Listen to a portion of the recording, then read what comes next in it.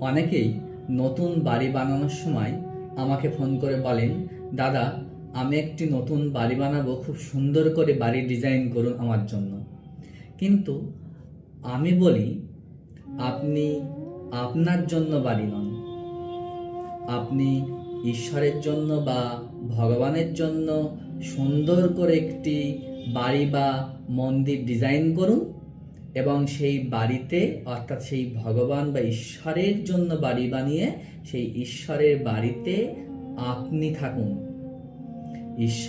আপনি বাড়ি বানিয়ে ঈশ্বরকে সেই বাড়ির মধ্যে স্থান না দিয়ে ঈশ্বরের জন্য একটা সুন্দর করে বাড়ি বানান, সেই বাড়ির মধ্যে আপনারা বাস করুন।